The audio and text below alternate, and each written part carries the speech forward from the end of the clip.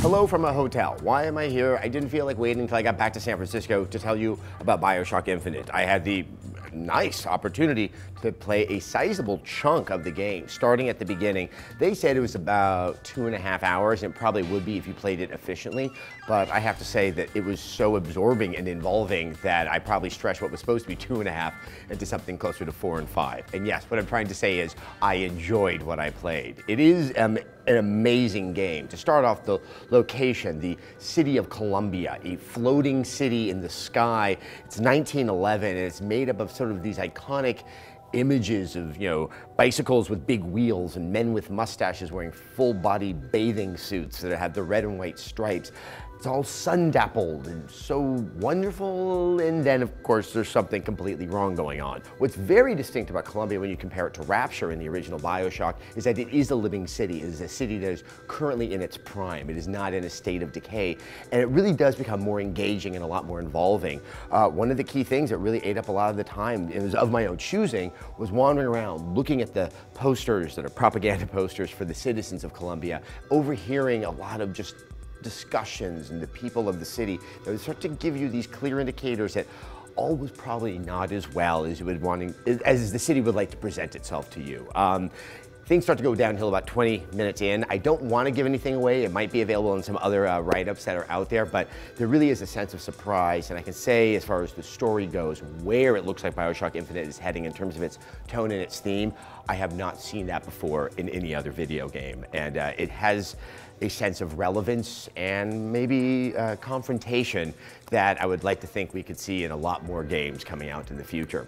Now, how does this story work? It's very different than what you had in the original Bioshock, where a lot of it was told through audio logs or from a distant person who is coming over at more or less a headset in your head. Here you actually have characters that are animated in front of you that are with you for the duration of the game and are having conversations with you. Primarily, this is in the character of Elizabeth, who has animations that just absolutely blew my mind and really are so essential, I think, to what's going to make this game work, because you need to care about this young woman who you've rescued from more or less a castle in the sky that has been locked up because there was something clearly very, very dangerous about her. And I mean dangerous kind of in an overall existential way. She's a very nice, book-wise young lady who also can somehow tear the fabric of space and time. And usually things don't end well. So that is a mystery that clearly will be resolved as you continue playing the game.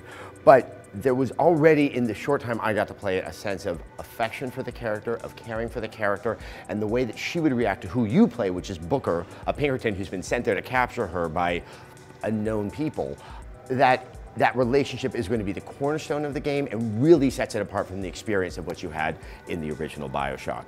Now, combat is the same, but it feels a lot more visceral, I think is the word I would like to say. Also, the combat situations seem to come about in a far more organic fashion. It's not that I walk into this room and clearly there's enemies there. It's more outdoors, you're constantly in motion, and the spaces that you get to fight in feel a lot more dynamic, both with the powers that you wield. They're called vigors this time, not plasmids. And you can use your skyhook to take vertical approaches also to the combat. It's fast, it's brutal, and you can also have Elizabeth assist you in combat. She'll be throwing ammo at your head. You just turn, you grab it, you keep on going. In addition, her tears, which were not fully explained as what's going on when I was playing the game, also have some combat opportunities as well. This sounds like you might have a lot at your disposal and it could be too much, but we were given a demonstration of what late game combat is like. Lots of different types of enemies, because that is one other key thing that's happening in Bioshock Infinite. You don't have the sense of sameness with everybody that you're fighting against.